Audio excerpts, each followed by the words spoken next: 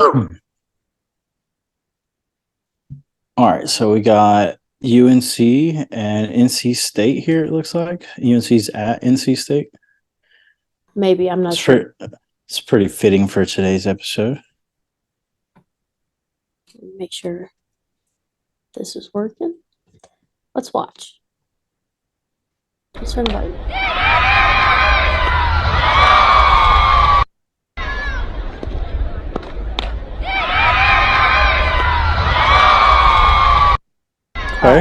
Okay. Looks like a little top spin line drive hit pretty well into the old slide and catch by UNC's left fielder. Was it left field? Yeah, it was pull side. It was righty.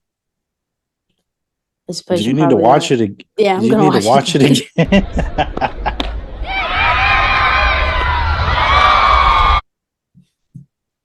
Certainly wasn't the shortstop. But definitely not the shortstop. That's left field. I'm thinking, cameraman, I need a better angle on this one. You're an idiot. Left field seems probably right. That's a pretty smooth catch. So yeah, it was. So what's coach thinking here?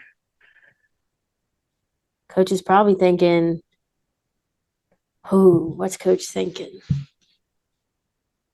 I'll tell you right what I'm off the thinking. bat. All right, yeah, you go. Like, praying that ball doesn't go to the wall. Yeah, she makes a sliding catch. We're assuming left fielder here. She misses. Center fielder, by all means, should be there to back up. But she misses. Yeah. Center fielder should be there to back up, but that ball not was immediately. Hit hard. Yeah. No, like because that video was not. That was not a very long video, and that ball got from the infield to the outfield very quickly.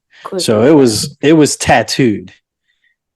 She just didn't get very good extension through the ball and hit it with topspin. And that's why she called a sinking line drive in left field. But if she misses that ball, it's game over. Like that girl's gonna be on third base. Yeah, even with it being hit to left field. Yeah, minimum she's gonna be on third base. Yeah, off the bat, I'm thinking one, right off the bat, how did we just give up? The meaty pitch. That was a meaty pitch. Nice high ball. Nice. Not good job on the pitching. Good job on the hitter to recognize the mistake there.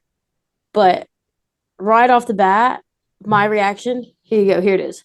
Right off the bat. Just immediate. Oh, my God. Then. Yeah.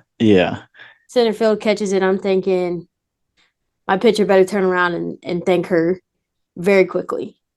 Oh, yeah. Quicker than the ball got out there. You got to turn around, tip your cap. Thank you.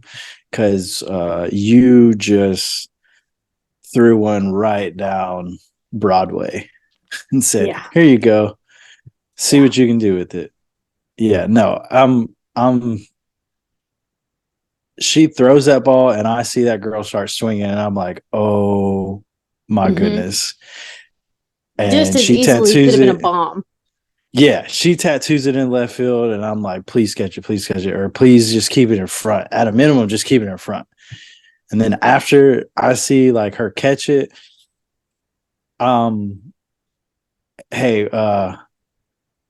where was that? Just to make sure that she missed the spot and it wasn't like she threw it where we called it. And then we're not calling that bitch ever again. Right. So, yeah, as a pitching coach, I'm definitely a little bit frustrated with that pitch. Oh, yeah. Because that was not executed very well. But nevertheless, an outstanding slide and catch by UNC's left fielder right there. Yeah, super smooth, too. Yeah, a lot of swag in that catch. A lot of swag. Right.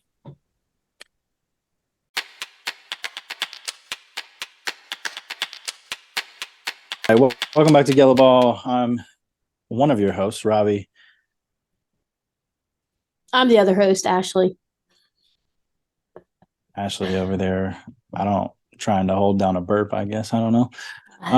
Today, we're getting into the Atlantic Coast Conference, the old ACC, taking a deep dive into the ACC. Let's start out with the regular season, how that finished up. Let's see. Regular season, I got FSU at the top. Oh, which makes sense as they were the runners-up of the World Series. Right. We go on, and the number 2 was Duke. Blue Devils. Followed by Clemson. Not really a surprise there last year. Those are the top 3 programs in the ACC.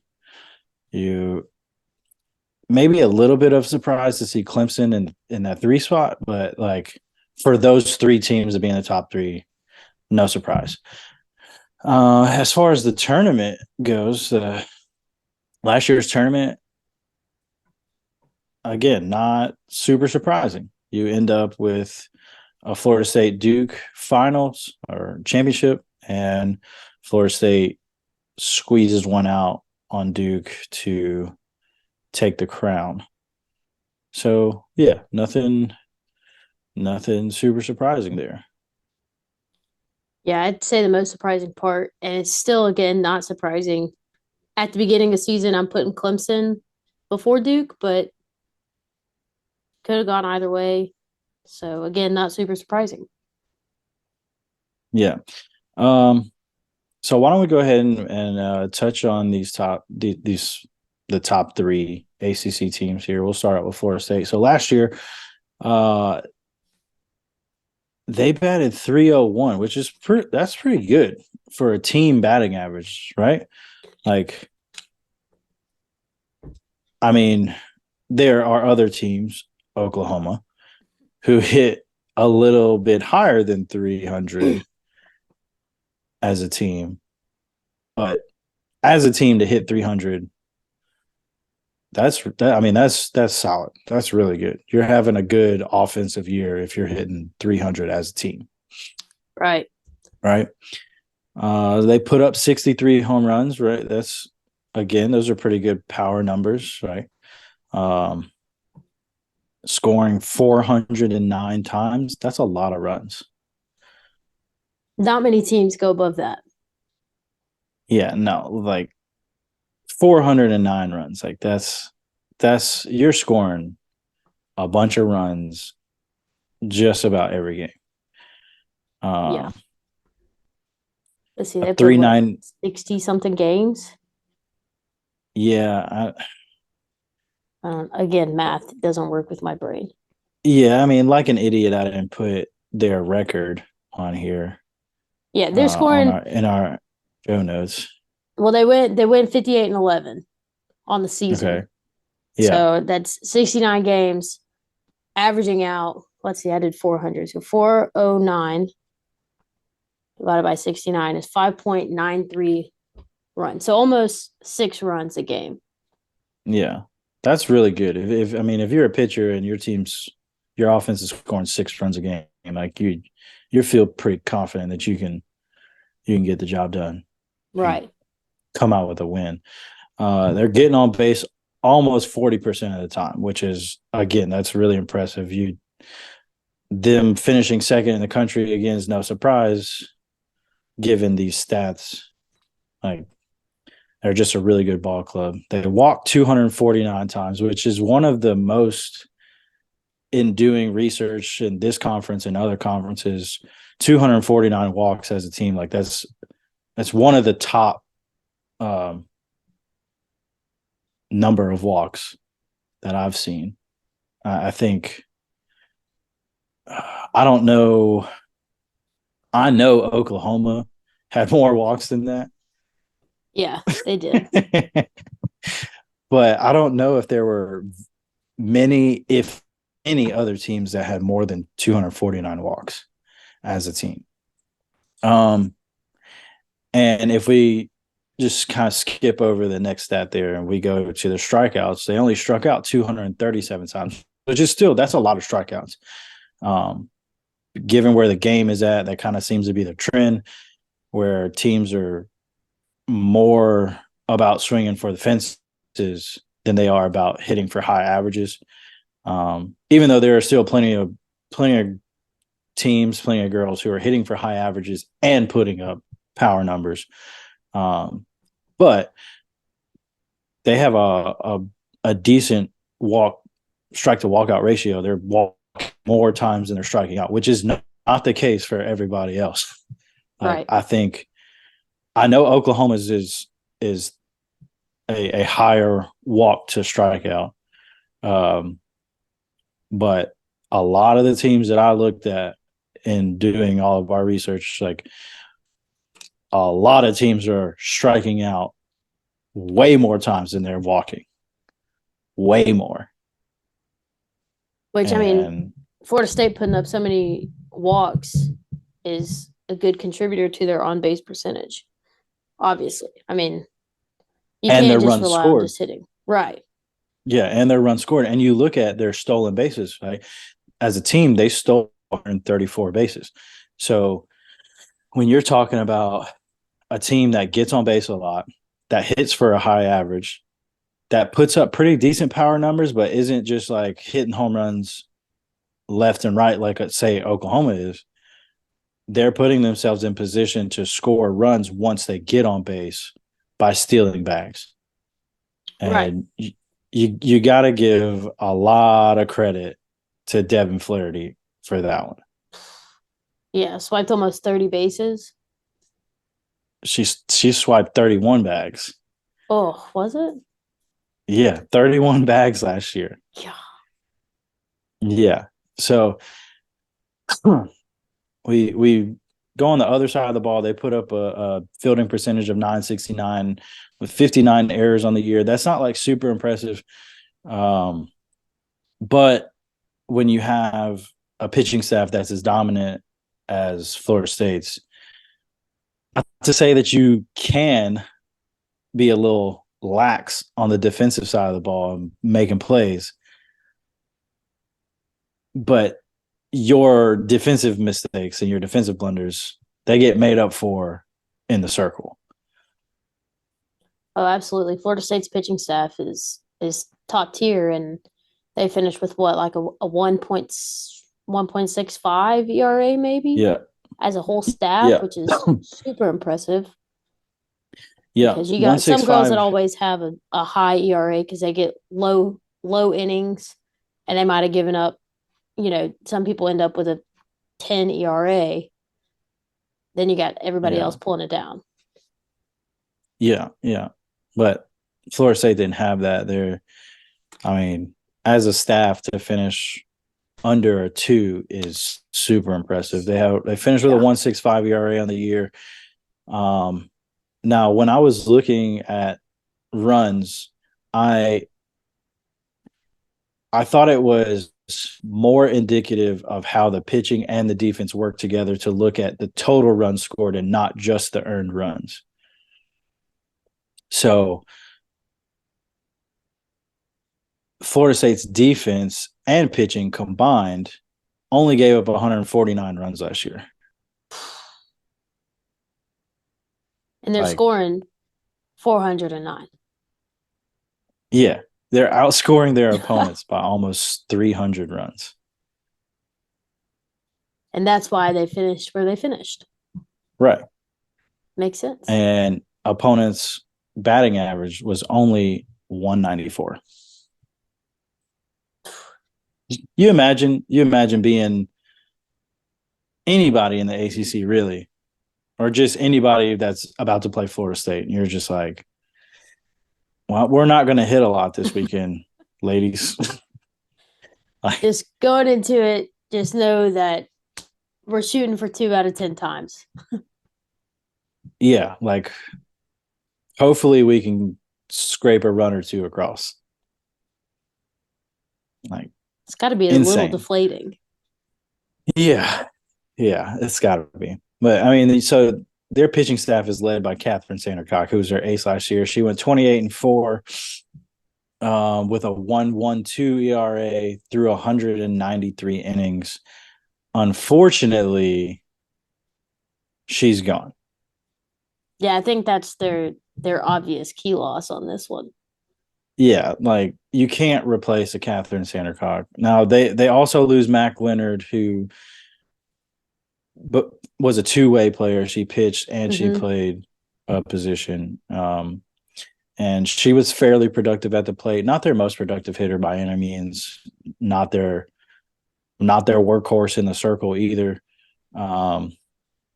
But she pitched in really big games in the World Series, in supers, in regionals. Like she was a key piece to their team, just like Catherine Sandercock was. But obviously, Catherine Sandercock was, I'd say, much more valuable.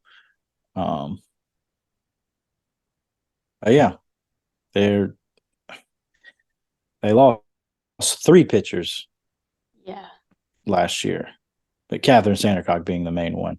But some players to watch for this year. Devin Flaherty's still there. We mentioned her earlier. She stole 31 bags last year. She batted .317, had 26 RBIs, and scored 43 times. She had an on-base percentage of .433. Who do you got? Who are some players you got to watch for Florida State this year? That's the first one I had was old infielder for them. Devin Flaherty is their starting second baseman, and I wholeheartedly believe she will still be at second base this year. Yeah, for sure. She also defensively had the team lead with 10 double plays turned. So yeah, I don't know if you can take that out of the infield. No, definitely not. You can't take her out of the lineup either. No, can't take her off the bases. So I mean, looks like she's going to be playing second base. Yeah, or at least somewhere. I've also got Kaylee Mudge as a top returner, outfielder for him. Really produced last year. She started all 60-something games that she played in. 65 games, I think, is what she played in. 341 batting average, 403 on-base percentage. She led the team with hits and runs, 71 hits, 47 runs scored. And then also added in, and what's crazy here is she added in 17 doubles. 17 doubles. That wasn't even the team leading stat for doubles. Yeah. So that's what's also crazy. 3 triples, 5 homers. And I think defensively she's got to stay out there for sure. 76 chances. Yeah. Outfielders get less chances. 76 chances. She doesn't make a single error. 1,000 on the year. 1,000 on the year. Yeah, I mean, when you get that kind of offensive production, and she's a guarantee, a sure glove out there for you, she's definitely going to be one to watch moving forward. I got 2 more on my list that I want to talk about. Their starting center fielder, Johnny Kerr. Do you have her on there? Yep. I got Johnny Kerr, and I got one more. I got one more. I have a couple more, but I have one I want to talk about. But Johnny Kerr, their starting center fielder, she bats .356 last year. She puts up 8 home runs as well with 40 RBI, 30 runs scored. She swipes 14 bags. It has a .389 on base percentage. .389 on base percentage. That's not super great, but it's not bad by any means. I mean, she's a sure glove in center field. She's going to cover a lot of ground. You can't replace her out in the outfield. And with the offensive production she puts up, she's going to be a staple in their lineup. Yeah, I mean, she was freshman last year, right? Sophomore? Yeah, she's a young one. I think she's a sophomore this year. Yeah, so I think if she goes, because last year she had her walk to strikeout ratio wasn't quite the best. It was less walks, more strikeouts. You flip that around, your on base percentage shoots up, and then it's an absolute threat to have her have to pitch against her. You know? Yeah, I mean, you're talking.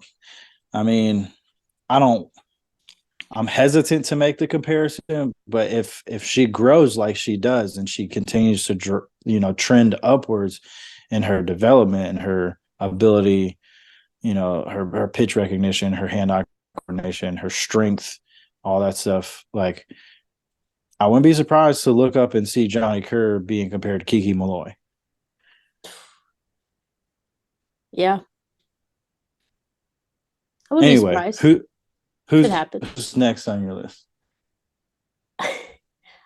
I'm feeling like you probably didn't pick her, but you might have. But I've gone with the hometown Murfreesboro Blackman High School Kaylee Harding utility player. I got her on my You list. picked her. She was not highlighted for me, but she is on my list because she dropped 10 bombs last year. She drove in 48 and scored 46 times. Again, like she's a huge production piece for them. She bounced around between third base and right field. Like, And if you're they're gonna. if you're wondering where the team lead in doubles, not 17. If you're wondering where it's at 22 doubles. That's when you're doing some damage. You hitting 22 doubles and 10 home runs. Power. Yeah. Power. Yeah, Kaylee Harding was on my list. I have, like I said, I have a couple other ones on my list too, but I got Michaela Edenfield, their catcher. She caught the majority of the innings last year. She split a little bit of time with Katie Dack, who came in, and Katie Dack put up 11 home runs last year. Batting average wasn't great, but 11 home runs. And her on-base percentage, Katie Dack's on-base percentage was 607. Granted, she didn't get near as bats as Michaela Edenfield did, but like she split time behind the plate and as a designated player. So, but Michaela Edenfield, like, she's their catcher and she commanded their pitching staff. She's going to do it again this year. Michaela Edenfield put up 13 home runs last year. She had 56 RBIs. Again, and her batting average wasn't the best because her job was to drive in runs. I think she was most of the year like 5-6 hole, maybe 4 hole every once in a while. And she's just like Lonnie Alameda's like, hey, drive in runs. Because she's a huge kid. She's what, 6'1"? 6'6'1". Yeah, she's huge. So her job is to drive in runs, and she did that. So, and again, commanded the pitching staff. And we got McKenna Reed, who's returning in the circle. She was 13-0 last year. She had a .97 ERA through 79 in the third innings and 91 strikeouts. Yeah, that's guess what guess what the opponent's batting average was? 130. It's close. 141. God. So, yeah, those are returners that I'm looking at. Do you have other ones that you want to mention, or we want to move on? No, you hit all. We had all the same ones. I had Michaela on my list as well. So yeah, so they didn't really hit the transfer portal too hard. They got one transfer, Annie Potter. She transferred from Mercer. I mean, I don't really see her getting a whole lot of playing time. She's a junior infielder, and she's having to battle out, 5 of the people that we just mentioned. Right. And she's at Mercer career 267 hitter, a 918 fielder. Like, I just don't see her getting very much playing time, if any playing time at all. So for Florida State's freshmen, they have a pretty decent recruiting class coming in. They got 6 girls coming in, but 2 specifically that I want to talk about. We got Ashton Danley, who's from Tennessee. Ashley, what do you got on Ashton Danley? Yeah, I think she's a good one, a good freshman to look out for coming in on a pitching staff that is losing their rock and Catherine Sandercock. And she's pitcher outfield, probably going to be turned into a PO if I can imagine most people do when they get to college. Number 2 ranked player by extra innings, rightfully so. in her high school career, I believe, high school career, 59 appearances. Pitching wise, finishes with a .59 ERA, 321.2 innings pitched. Pretty solid in those two numbers. Even more impressive to me, though, is her walk to strikeout ratio. Has 94 walks. Again, this is her career. As a 466 strikeouts as a as a pitcher. pitch. Yeah, Yeah. okay. I'm with you. Yeah. Yeah. And in that allows just one home run. No doubles, no triples, just one home run, extra base hit. Yeah, that's wild. And through 3 years, she only gave up 77 runs. I wouldn't be so quick to put her in as a PO because she, for 3 consecutive years, hit almost 700. So, and I, granted, I understand that in high school, the talent is not the same as it's going to be in a major D1 program. Like I get it, but I mean, you not to throw shade at any of the other girls that are incoming, but they're position players and they didn't hit as well as she did as far as their numbers go. Right. So I mean, you can take it with a grain of salt. I wouldn't be so quick to just throw her in as a PO though. No, I wouldn't count her out. I do think batting almost 700 is worthy of at least letting her get a little glimpse, a couple of at bats Oh, just to I test it I out. think I think thus far she's probably gotten her fair share of at bats throughout the fall. Yeah. But as you said earlier, like I would expect to see her get some time in the circle for sure with just two pitchers returning, and McKenna Reed and Allison Royalty. McKenna Reed's going to be their rock this year, I would imagine, unless Miss Danley or one of their other pitcher, one of their other freshmen, Mimi Gooden. If one of them really stands out, I would fully expect McKenna Reed to be their workhorse moving forward. But yeah, I wouldn't be surprised to see Danley in the circle multiple times this year. Um, but another one that I have on my list is, I think you say her name, Jasani Beecham. Um, she she's another impressive one to look at. She started playing varsity softball in sixth grade. Sixth grade. What state is that from where sixth graders get to play varsity? That's what I want to know. So apparently she started playing softball in high school in Alabama. Um, and let me see. Yeah, I think she started in Alabama her sixth grade year, went to her sophomore year.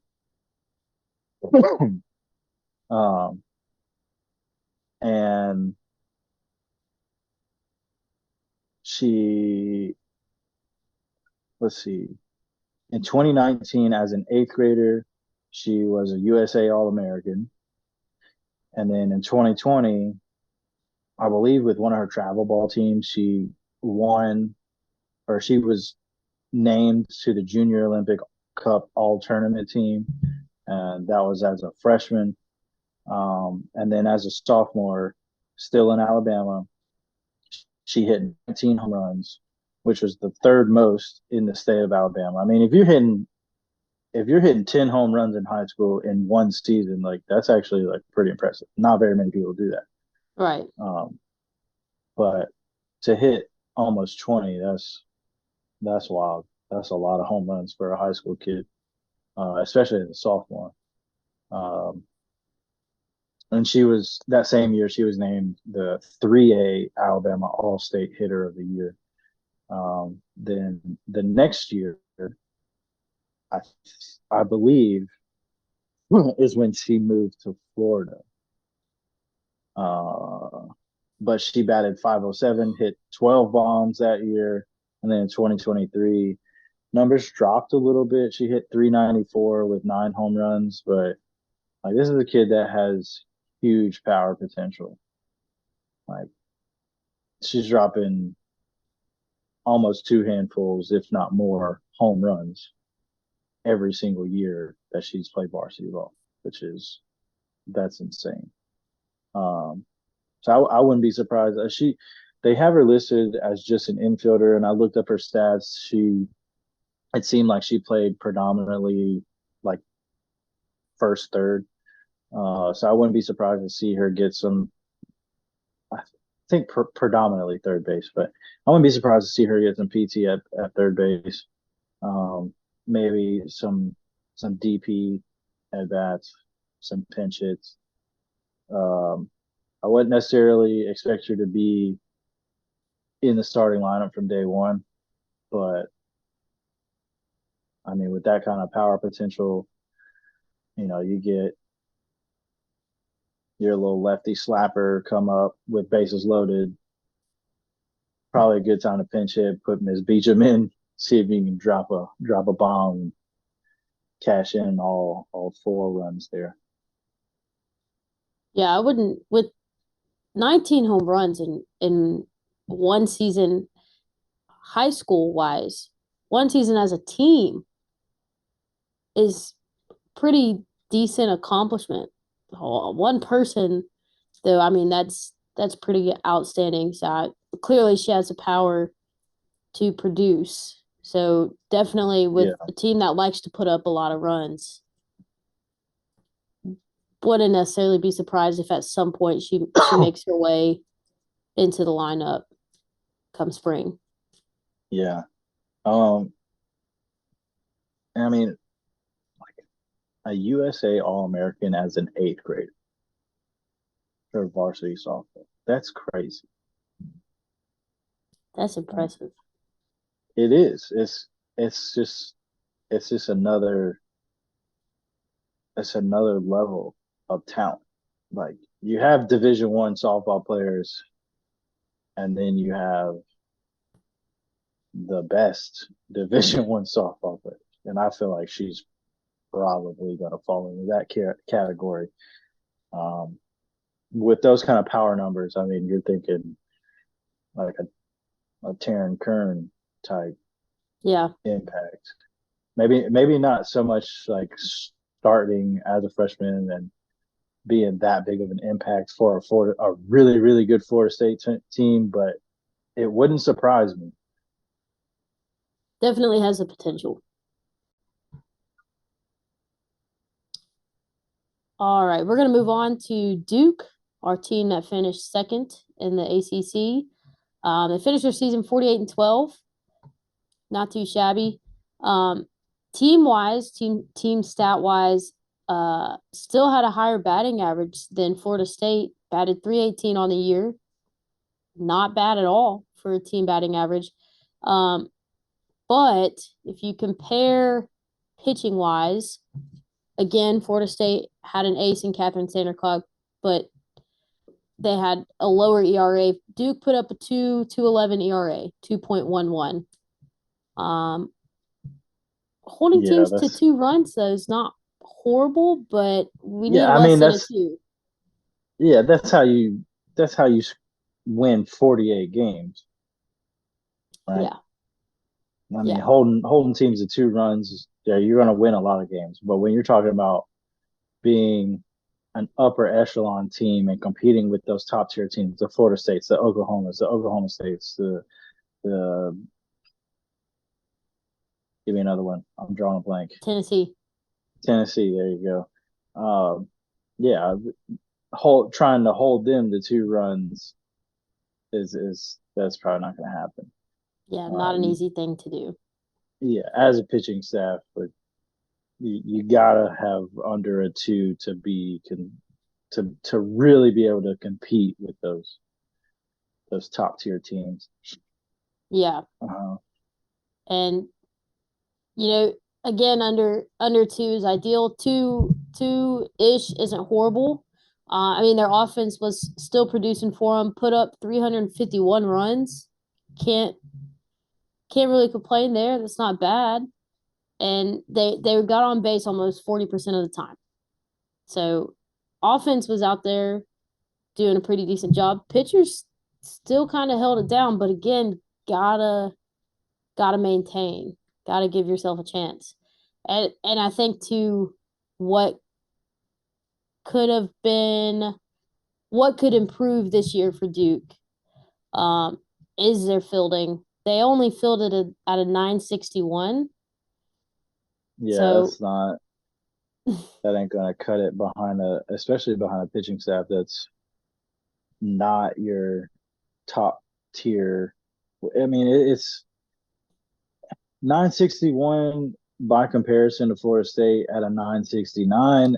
Not a huge difference, but when you're talking about a Florida State pitching staff that's at a 165 ERA with a 969 fielding percentage to a Duke 2.11 ERA with a 961 fielding percentage, is just that's not a combination for success when you're going up against these top tier programs.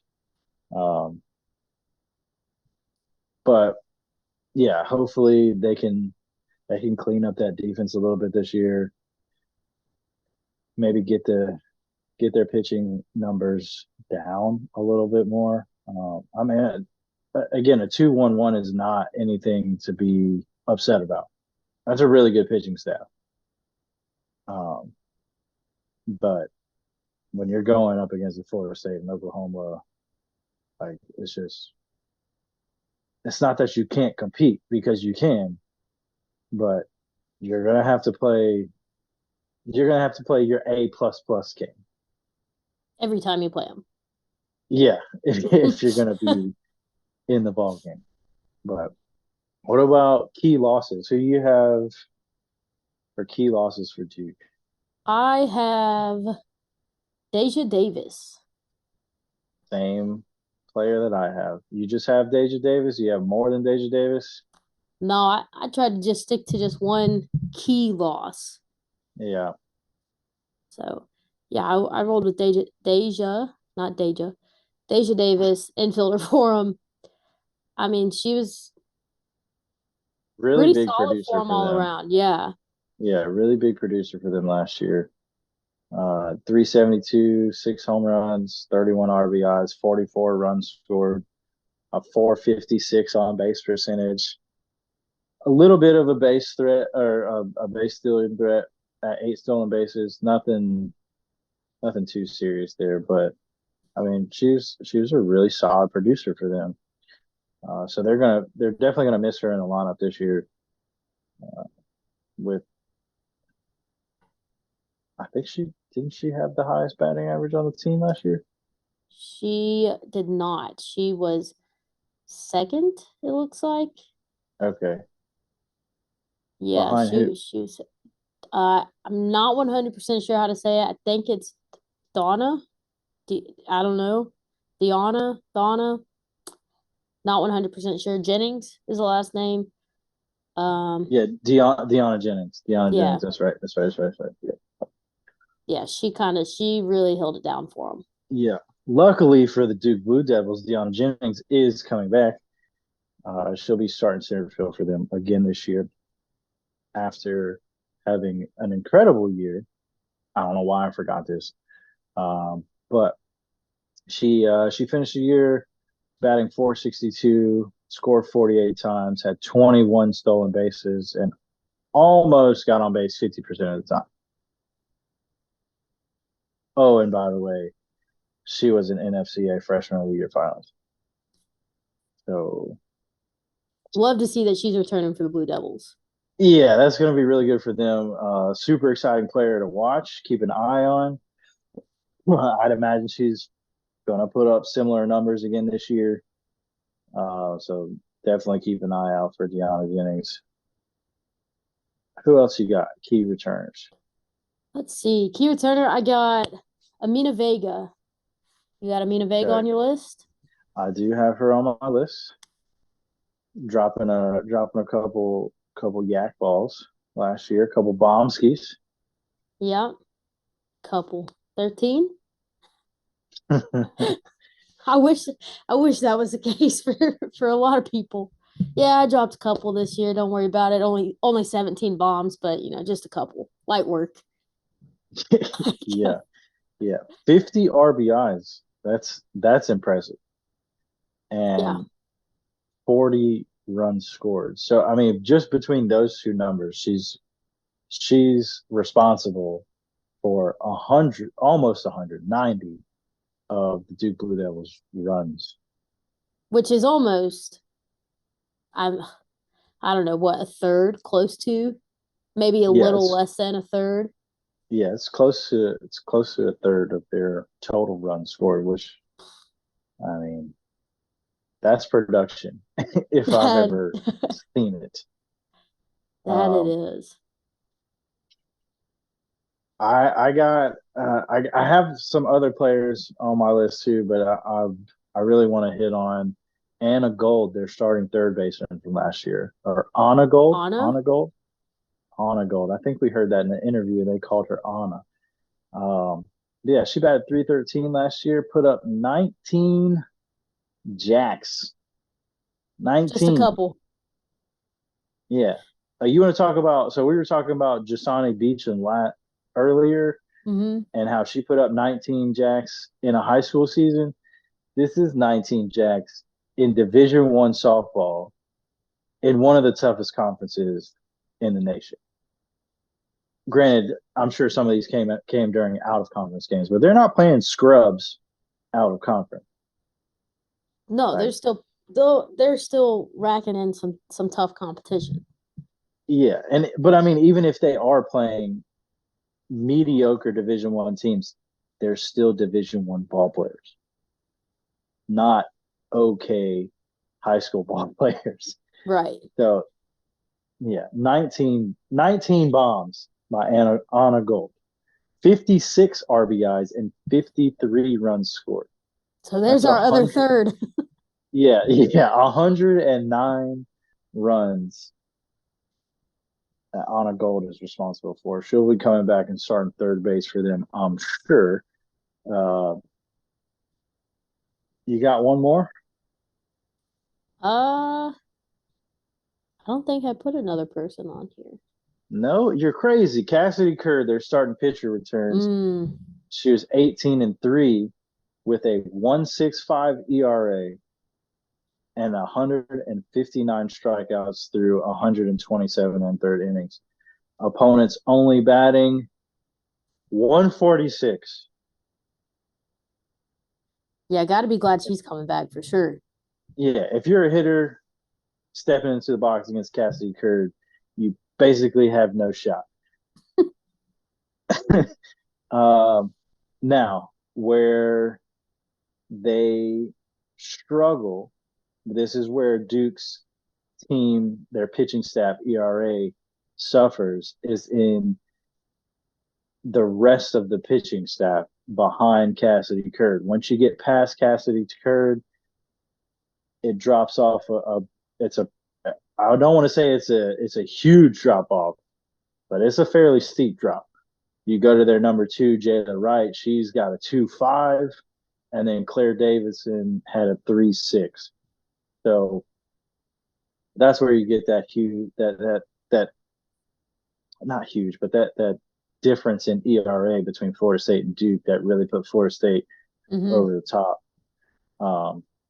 But I mean, if Cassidy Curd can hang in there and throw more innings for them this year, I would not be surprised to see Duke beat Florida State, especially with Florida State losing Catherine Sandercock. Yeah, Florida State's got some pitchers that definitely got to step up a little bit. And Duke's got a pitcher that needs to hold down her fort again. Yeah, they really need Cassidy Curd to step up and just be more of a workhorse and take innings away from the other pitchers on the pitching staff because she's just better. I mean, Numbers don't lie. right. Like, she didn't throw as many innings as Jayla Wright did. She threw It's like about a difference of five. 5. Yeah. Yeah, like 5 innings less. But Cassie Curd is better. Her numbers are better. Her ERA is better. Her strikeouts per inning are better. Her opponent batting average is better. The record she was able to produce was better.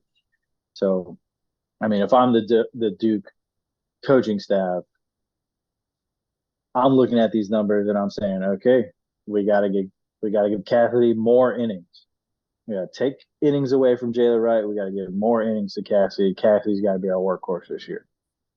Yeah. And hopefully, though, that'll light a fire under Jayla Wright. Jayla Wright kicks into high gear, and they got 2 that are going 1.6, 1.7 ERA. Then they're Yeah, super solid. yeah, that'll put them over the top for sure. Duke's a good ball club. I don't expect anything less from them, but if Cassidy Curd can carry the load more and then bring Jayla Wright up a little bit more in her competitive abilities, um, yeah, I would not be surprised to see them win the ACC. Duke goes out and they bring in 2 girls from the transfer portal. Uh, Again, they're not really anybody, just like Florida State. I don't really see them getting the opportunity to play a whole lot. They got grad transfer from Pitt in Danny Drogmuller. I think that's how you say her name. Um, not the best record, not the best career record at Pitt. Granted, Pitt is at the bottom of the ACC, so I'm sure she didn't get as much run support as what she needed. But when your ERA is almost a 4, it's hard for your offense to win you ball games.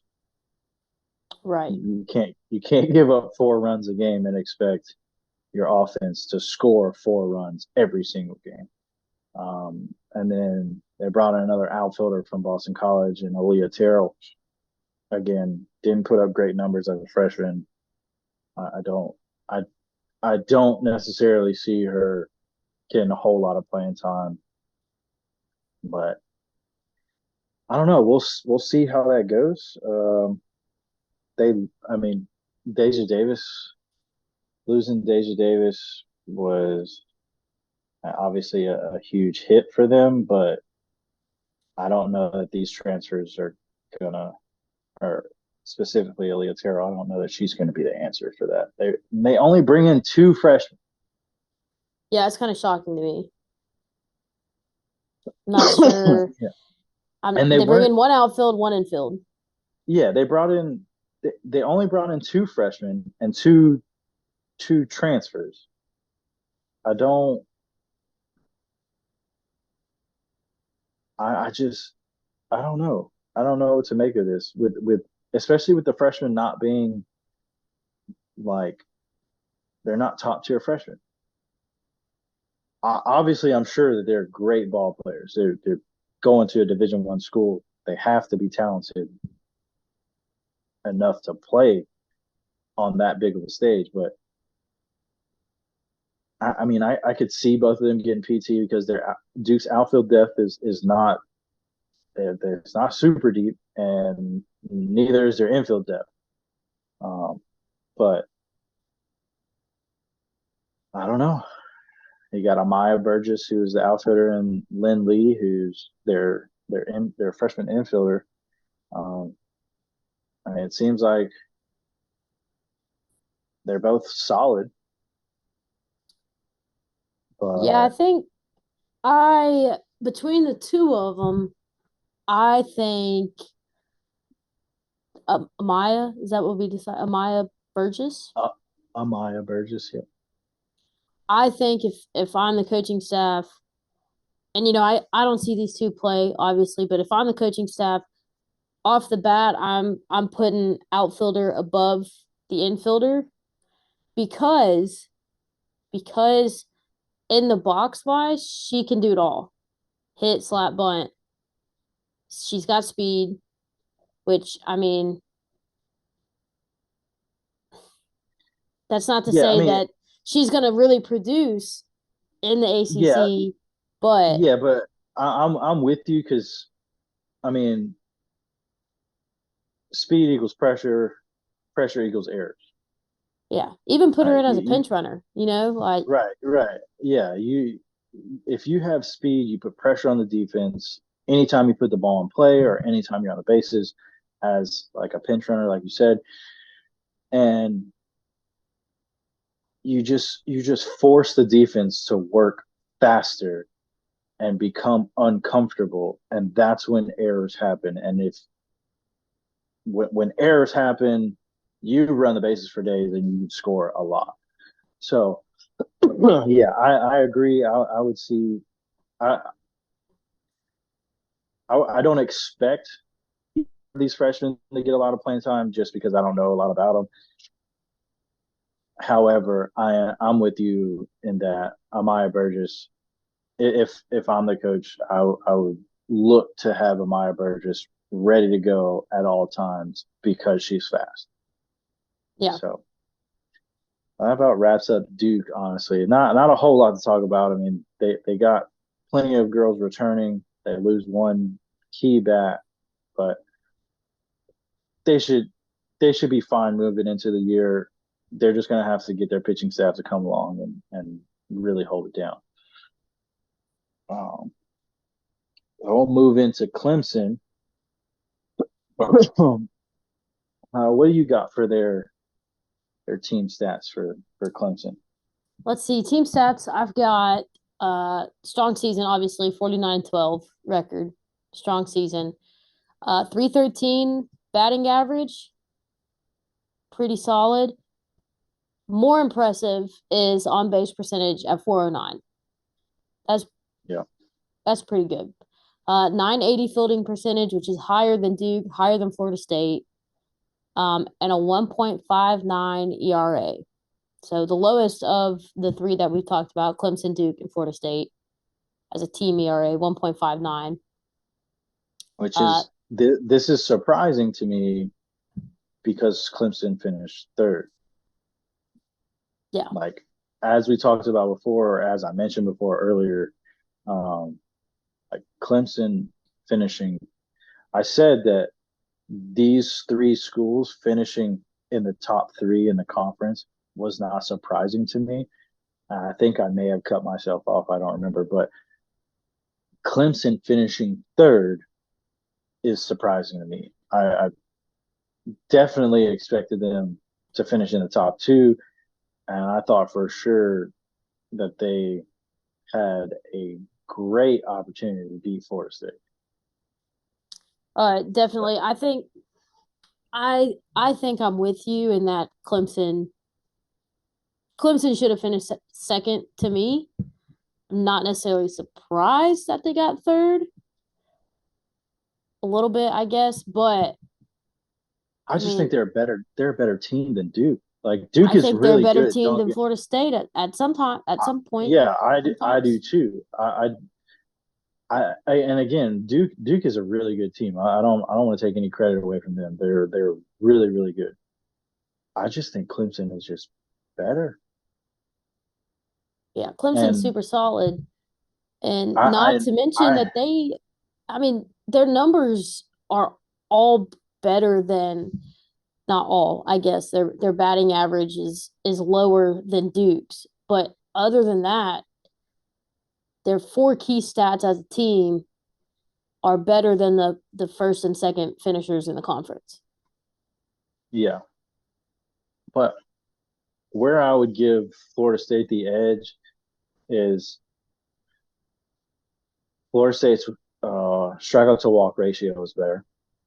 Yeah, Clemson struck out more than they walked, and Florida State stole more bases and put themselves in in positions to score more often, which is why they scored more runs on the year than Clemson did. I think Clemson relied a little bit too heavily on the long ball. Yeah. And instead of trying to put pressure on the defense, like what we just talked about with Amani Burgess. But again, like Clemson's just super talented. They're super talented. They're way too talented to be finishing third in the conference, in my opinion. And my opinion doesn't mean much, but Yeah, I would expect Clemson to finish at least second in the ACC. Anyway, with that being said, I have a couple key losses written down in Reedy Davenport, their starting third baseman last year, and Caroline Jacobson, their right fielder last year. Again, Caroline Jacobson was definitely the most productive of the two. Batting 309, hitting 12 bombs, driving in 50 and scoring 40. Again, another player that accounts for almost a third of the team's runs scored. And she had a 985 fielding percentage. She only made one error last year at in right field. Could you imagine like going through? Okay, I don't know when her error occurred, but going through and knowing, say it's like 80% of the way through season, knowing that you haven't committed an error every time the ball's coming to me. One side of my brain is telling me, "Oh, you got this. Like you've got 1,000 fielding percentage right now." The other side saying, "Hey, you really can't mess this up. You got 1,000 fielding percentage." Like the pressure I would put on myself, because at that point I don't even have an error yet. My coaches and my other teammates probably aren't concerned when the balls hits me. Me, on the other hand, brown in my trousers. Wowzers. Yeah, but I mean, I think that's where you and Caroline Jacobson differ, you know? Yeah. That, and she played D1 softball and I didn't. So right. I mean, I know my freshman year of college, like when I got in right field, because I didn't get a lot of opportunities to play right field, but when I got in right field, your boy was nervous, and I booted some balls that I have never booted in my life. So yeah, to only make one error all year, that's pretty solid. I would say losing Caroline Jacobson is a huge hit for them. However, Clemson has a plethora of key returners. We'll save the best for last. We'll start out with someone on my list in Mackenzie Clark, their starting center fielder. She batted 335 last year, hit 13 home runs, drove in 35, scored 56 times. That's a significant chunk of runs that she's responsible for. Also had a 443 on base percentage with 32 walks and 11 stolen bases. Yeah, I mean, absolute offensive threat. Not to mention defensively, we're going Goose egg, 0 errors. Goose egg, 1,000 fielding percentage. Gotta love it in center field. You got to know that if you're hitting the ball to right center, you're the opposing team hitting the ball to right center against Clemson. Like, tough luck, bud. It's not getting down. Yeah, it's got to be dead middle of the gap. Yeah. And it's got to be a missile. But yeah, Mackenzie Clark, definitely going to be a staple in the lineup this year. She'll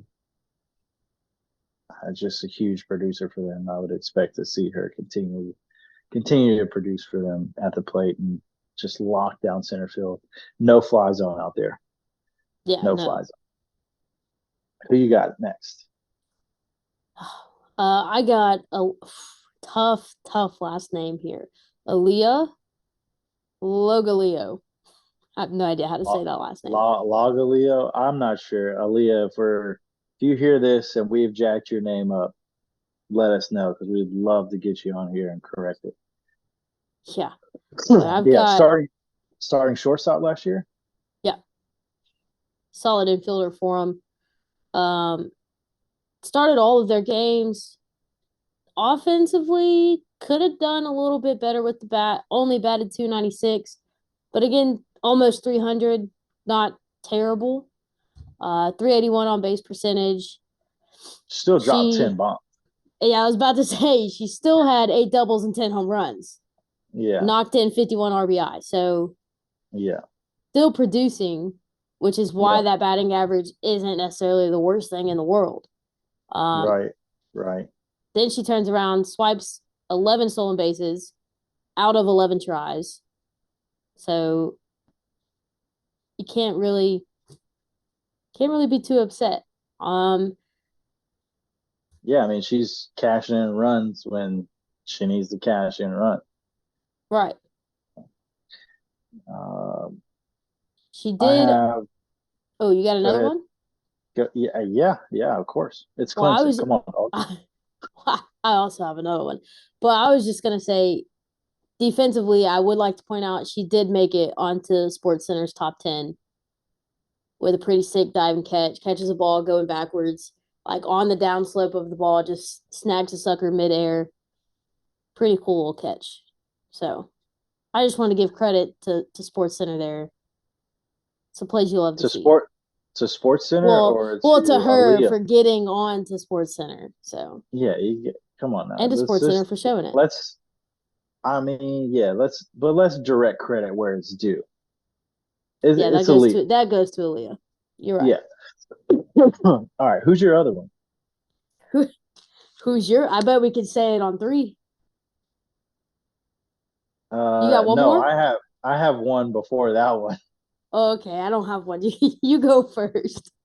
Okay, so the other one I have before we get to the main event of Clemson's returners, Miley. It's either Miley or Millie. I'm not 100% sure. I want to say, obviously, my first reaction was to say Miley, but I think it's Millie. I'm pretty sure it's Millie. Millie Thompson. They're number 2 in the circle. She was 14-3 last year with a 1.82 ERA. Not a huge strikeout pitcher. She throws hard, but she's not gassing folks up left and right. Her out pitch is her changeup. Her changeup is phenomenal. Like just floats right in there. It's so slow. It's so slow, but it's so good. She throws it at the right time every time. And she's throwing hitters' timing off and getting pop-ups and rollovers. And I mean, opponent's batting average was not the best. It's 254, but she's able to let the hitters hit it because she's got a stellar defense behind her. And that's kind of what we were talking about earlier with Duke, in that, like, if you're not going to have lights out pitching, you got to have lights out defense. For sure. And specifically with Millie Thompson, Clemson has that combination where you got a pitcher who knows how to pitch, knows how to get outs, pitches to contact, and lets her defense make plays behind her. And with full confidence that they're going to make plays behind her. I mean, how could you not with players like Aaliyah Logalo, and Mackenzie Clark. So, all right. So, best for last here with the key returners. Got USA Softball Player of the Year, Valerie Cagle. Yeah, I mean, what accolade did she not collect, honestly? USA Softball Collegiate Player of the Year, Rawlings Gold Glove. I'll tell you what she didn't get, what accolade she didn't get last year. Don't say national champion. Well, no, I wasn't going to say that. That's rude. I thought that's what you were gonna say. I got real concerned. No, no, I was going to say she did not win a Nobel Peace Prize. That's about the only thing she didn't win last year. Yeah, I Um, mean, racking in award on top of award on top of award, as she should. oh yeah, yeah, just a freak athlete. Um, Pitcher first baseman, she does it all. 25-8 in the circle last year with a 1.56 ERA and 188 strikeouts through 193 innings. Held opponents to a whopping 182 batting average. Then on the flip side, she steps up to the plate and hits 469 with 19 jacks. On base over 50% of the time. Yeah, just she's on base almost 50% of the time.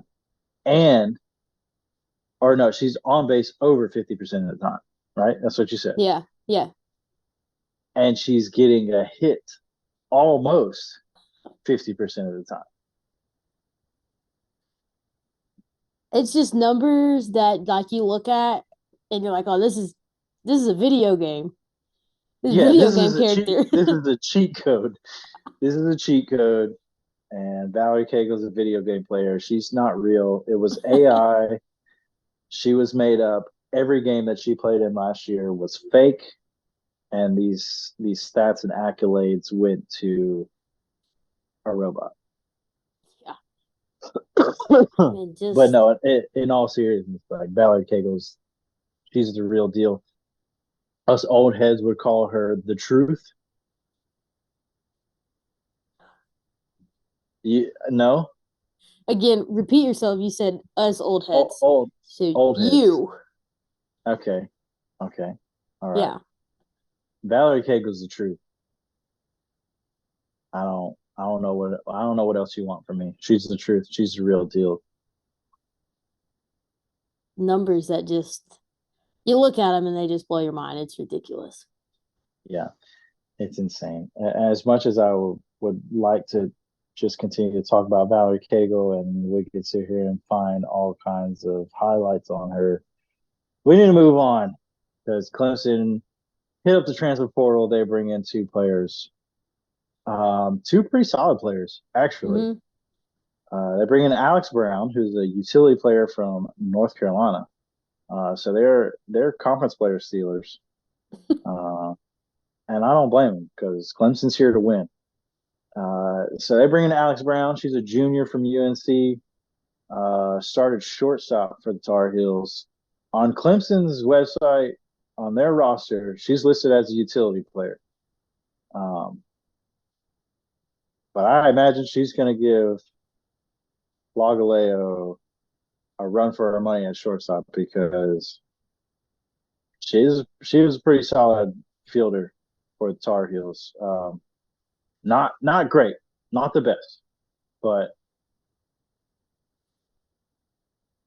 where she lacks in defensive skills, she held up her end of the bargain at the plate, batting 399, hitting 4 home runs, and on a team that struggled to score, drove in 20 RBIs and scored 32 times. So, definitely holding up her end of the bargain. Yeah, on a team, like I said, on a team that struggled to score, Alex Brown was a huge production piece for the Tar Heels, and I'd expect her to do the same for Clemson. I don't imagine she's going to be sitting on the bench. They're going to find somewhere for her to play. Oh, for sure. I definitely agree. Who else? Who's the next one? Transfer from Auburn, Lindsay Garcia. She's an infielder. Played in infield or 61. Outfield? I have infield.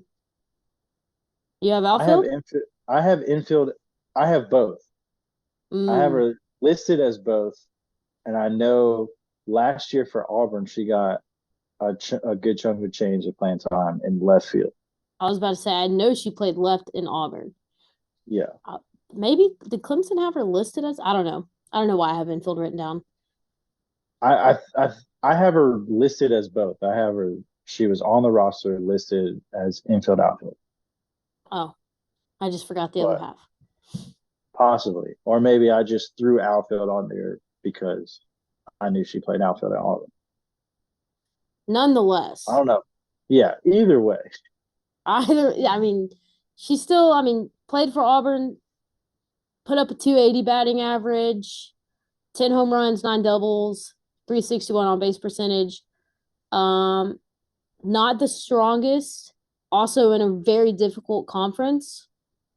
Coming from the SEC, Auburn was a top team in the SEC last year too. So she's obviously doing something right.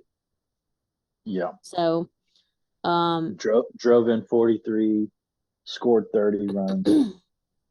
Yeah. It was solid producer at the plate.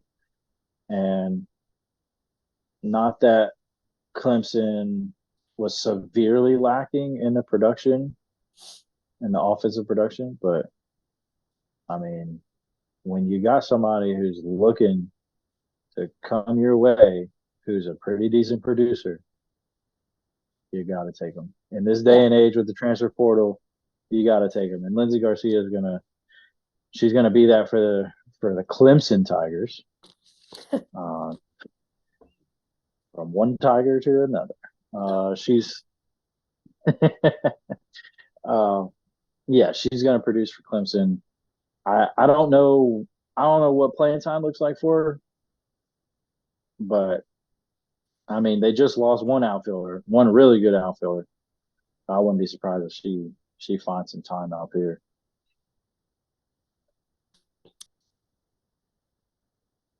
All right, so we move on to the freshman for Clemson. Who do you got? Who's your first freshman? I've got Olivia Duncan, a pitcher coming from Georgia. She was the 2023 Georgia Gatorade Player of the Year. Very well earned. She made a 1.61 ERA. She is a lefty. She's a lefty. Love a good lefty pitcher, that's for sure. As a lefty hitter, though. I hated hitting off a lefty. Well, what can you do? Also got this action, the over the top action, not this one. That's right. Olivia Duncan, 1.61 ERA in 87 innings, 13-1 record. I like the stat of 6 walks, 103 strikeouts. Yeah, that's a stellar strikeout to walk ratio. She's just out there just saucing people up left and right. Oh, love it. Throwing folks chairs. You get a strikeout. You get a strikeout. You get a strikeout. Yeah, the Oprah of strikeouts. Yeah, she did hit a little bit. Again, I don't necessarily see her being a two-way player though. No, yeah. She's gonna pitch.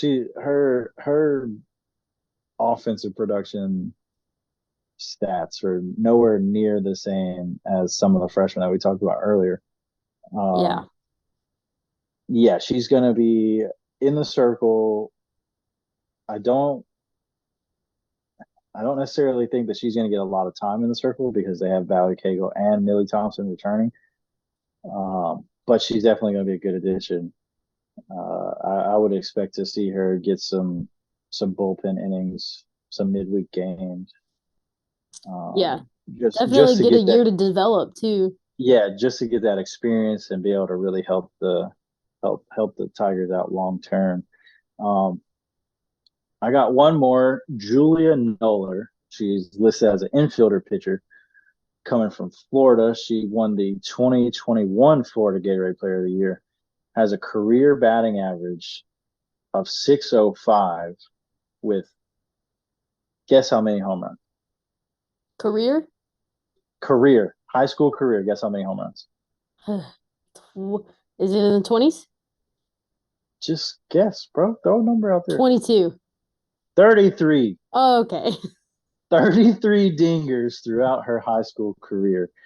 Only Cade in 4 years only struck out 17 times. That's insane. That's impressive. That's super impressive. Like, it's one thing to hit 605, but you can hit 605 and still strike out a lot. So then you Yeah. wonder, is she just freaking crushing the ball, hitting right at people at that point? Because she's obviously touching the ball almost every time. Or Yeah. getting walked, I guess. But Yeah. that's a hitter. Yeah. Yeah. But let's also keep in mind that the player we talked about earlier for Florida State, who batted almost 700, you wanted to throw into a PO role right off the bat. Not right here, off the dude. bat. There was a question mark at the end. Oh, come on. Big ol' size 72 font question mark. Yeah. All right. So Julia Noller, again, she's listed as an infielder and a pitcher. Not nearly the same pitching wise as Olivia Duncan, but still pretty solid. Her career rec was 24-10. Had a 2.17 ERA and 293 strikeouts through 284 innings. So again, not terrible. I mean, I'm sure she won her high school a lot of games. I would expect to see her get a handful of innings, and Clemson's coaching staff just kind of see how it goes. I would expect And, her to get a few more handful of innings with the old Battle-Rooney in her hands. oh yeah, for sure. Yeah, like I said, I think she'll probably get 10, 15 innings this coming year just to see what happens. Maybe not even that many. And if she does well, maybe she gets more innings throughout the year. But I would say they're solely relying on her to play infield and just continue to rake. Yeah. This is 33 home runs. Come on. All right, we'll move into some other notable players throughout the ACC. First off, you got Daisy Hess out of Louisville. She batted 335 last year, hit 4 jacks, drove in 31, and scored 32 times. That's an impressive stat line. It's not like overly impressive, but it's a solid production, a solid line of production from Daisy Hess. The stat that really got me and really won me over to put her on this list. This girl stole 24 bases last year. Lightning McQueen.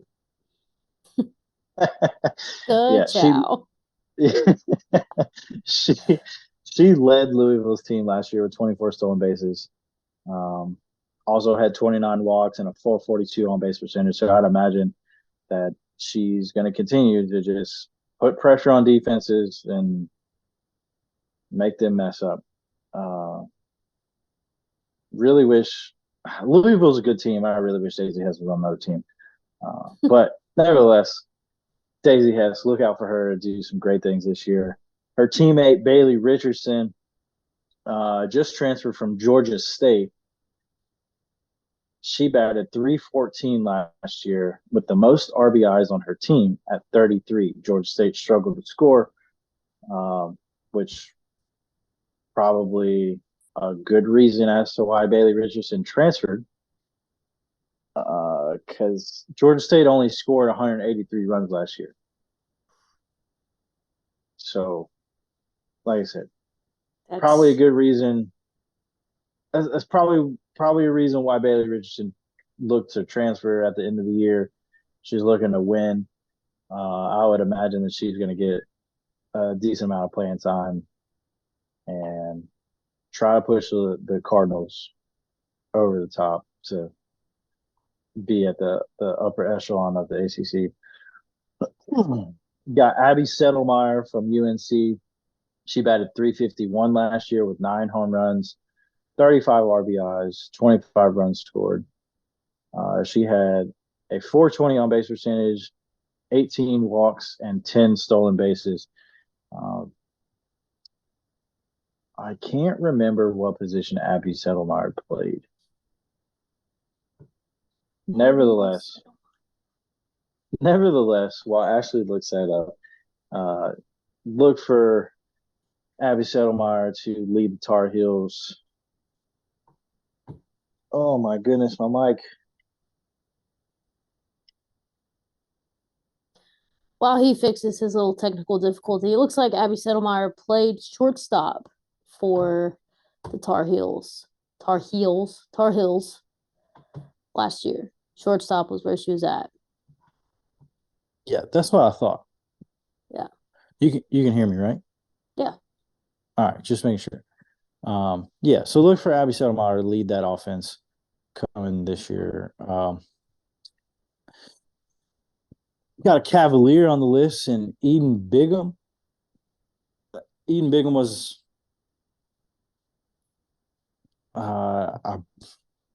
Eden Bigham was one of their pitchers last year. She went 13-6 in the circle with a 2.52 ERA through 111 innings. She also had 115 strikeouts. This was all as a freshman. Go back. So you said she threw how many innings? 111. And had how many strikeouts? 115. More strikeouts. Yeah, more strikeouts than innings pitched. Okay. As a freshman. Yeah. Right. So, I mean, I would look for her to take on a little bit bigger role this year, throw a little bit more innings. I don't think she didn't throw the most innings on our team last year, but again, as a freshman, you don't really expect that. I would look for her to build upon last year's numbers and just, try to carry the load a little bit more, get some more innings. Again, another girl on a team that struggles to score. So that 13-6 record isn't really indicative of what she can do necessarily. But anyway, I would look for her to do some pretty good things this year for the Cavaliers. Last on our other notable players list, we have Karina Gaskins out of Notre Dame. Karina Gaskins batted 348 last year, dropped 15 jacks, 46 RBIs, and 37 runs scored. She also almost got on base 50% of the time with a 497 on base percentage. She had 40 walks. That's what I'm talking about. To just 22 strikeouts. That's a 20-11 strikeout ratio, walk to strikeout ratio. She's a career 984 fielder with just 12 errors through 3 seasons of work. So look for Karina Gaskins to lead the Irish offensively and defensively this year as a senior. All right, now we're going to move into our sleeper picks for the ACC to win the ACC. You want to go 3, 2, 1? Yeah, let's do 3, 2, 1. All right, 3. Wait. Say it after 1. Well, yeah, I have to get 1 out of my mouth, and then I'm just making sure. I can't say my pick and say 1 at the same time. It'd be a pretty cool magic trick if you could, like a ventriloquist. Oh man. Okay. 3, 2, 1. Notre Virginia Dame. Tech. Ooh, okay. Tell me why you got Notre Dame. I like Notre Dame. They finished, I'm pretty sure, middle of the pack. Get their at-large bid to regionals. So obviously, not too shabby. They finished their year 30-19 and won. Stupid tie. So dumb. Whatever. But as a team, they hit 315. They got on base almost 40% of the time, had an on base percentage of 392. Where they struggled was defense. Their pitchers 3.39 ERA and a 958 fielding percentage. I think offensively their numbers were there. Defensively, they slacked a little bit. Lacked a little bit. But they did add a couple of pitchers to their staff for this season, for the 2024 season. One of whom is a pitcher coming from Princeton, and she was the Ivy League Pitcher of the Year last year for the second straight year in a row. So thinking maybe she can do some hard work for them, bring the ERA down, boost the defense. And I'm thinking maybe they finish a little higher up, give some people a run for their money. Maybe do a little better conference play. They were 11-12 and won, but mainly 11-12. So I'd like to see at least a flip of 12-11 or 12-11. Right. Yeah. I mean, I'm with you. I could see Virginia or Notre Dame being a little bit better this year with their additions. However, Virginia Tech had a better year last year with 39 wins and only 20 losses. They went 14-10 in conference. We were talking off air earlier about some of our notable players, and you mentioned Emma Ritter. Well, I didn't mention her and other notable players because I was going to talk about her here. She is most definitely one to look out for, along with Addie Green and Bree Peck. All three of them are back this year for Virginia Tech after combining for 44 home runs, 122 RBIs, and 130 runs scored. The three of them all batted over 300 last year. As a team, Virginia Tech batted 300. They scored 350 runs, so they could afford to figure out how to get into scoring position and cash in on some more runs this year. But as a team, keep in mind 44 home runs from those three players. As a team, they hit 100 home runs last year. So the three accounted for almost half of their homers. Correct. So where they struggled last year was in the circle. It wasn't necessarily like a huge struggle, but they were not at a sub 2 ERA or anything. I actually think they finished with like a 3-something. But both of their workhorses in the circle, and Emma Limley and Molly Jacobson, are back. A player to really look to make an impact as soon as she steps on campus, though, for Virginia Tech would be freshman left-handed pitcher Emma Mazzaroni. I'm not really sure. Maserati. It's not Maserati. It's not Maserati Marv.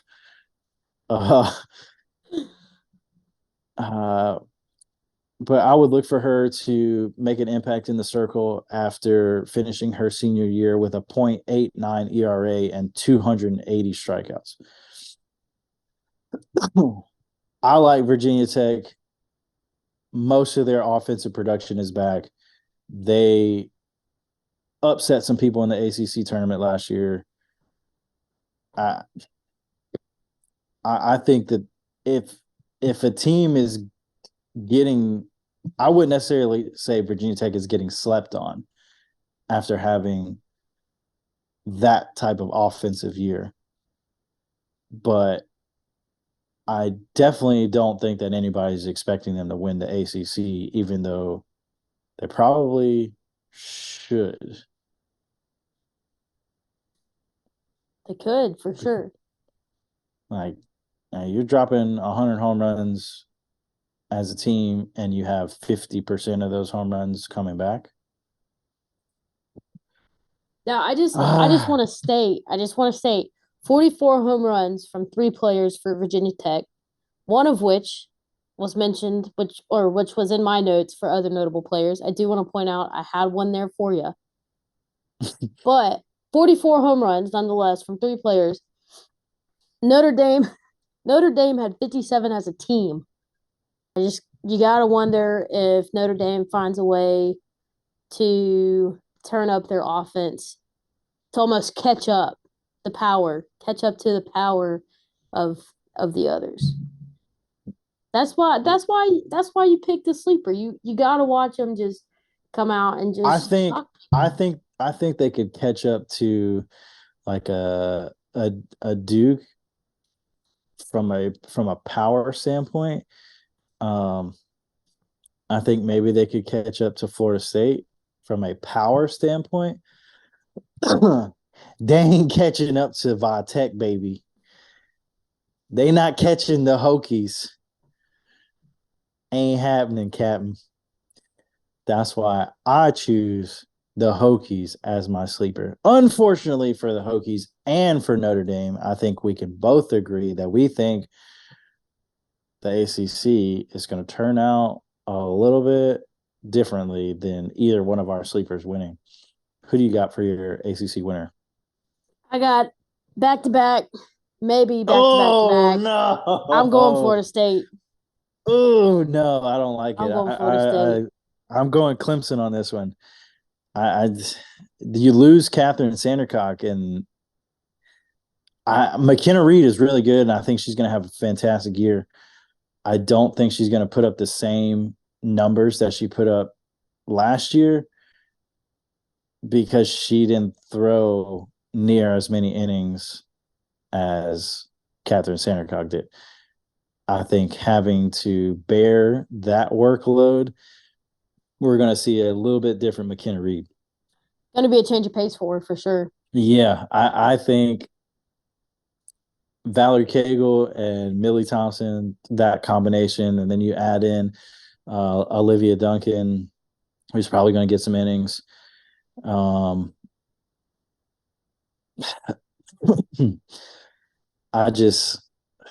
like Clemson here. Do you know how actually it'd be? I'd be okay with Clemson winning. I really would, because I think it would be so cool for a program that started in 2020 to just come out and be like, yeah, we don't even need 5 years to be awesome. We're gonna go out here, we're gonna be great every single year we've been a program. They didn't need a year to be awesome. No. They were awesome from the start. Have they had 40+ wins each year that they've been a program? I'm like 70% sure that they have. That I'm not sure, but I know they've been good since they started the program. But yeah, I really just want Clemson to win, so I could say I was right. So, well, you should want Clemson to win because you like Clemson, not because you just want to rub it in my face. I don't not like Clemson.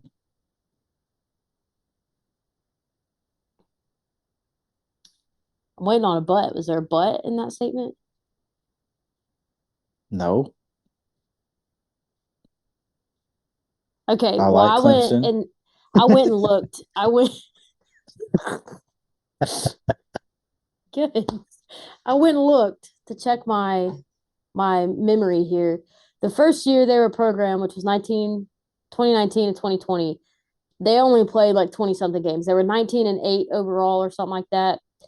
Then after that, they took off and were playing full season games, and they've been 40+ wins every year. Mm-hmm.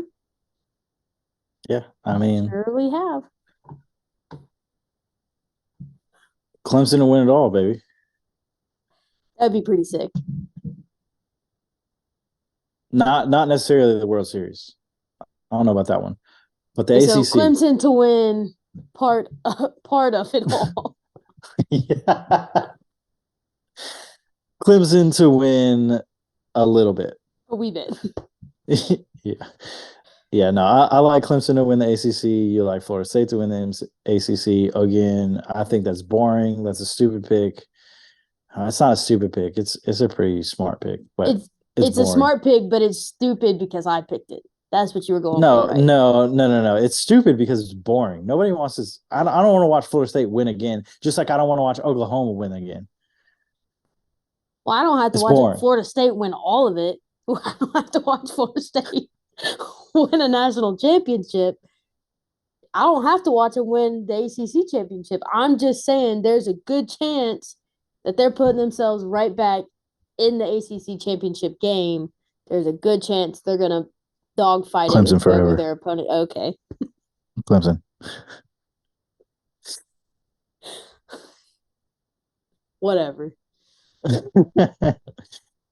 All right. Well, that wraps up this episode. Ashley, where can they check us out? Check us out on social media. We got TikTok, YouTube, Instagram. Chill. And Twitter. X-Core. All right. That'll do it for this episode of Yellaball.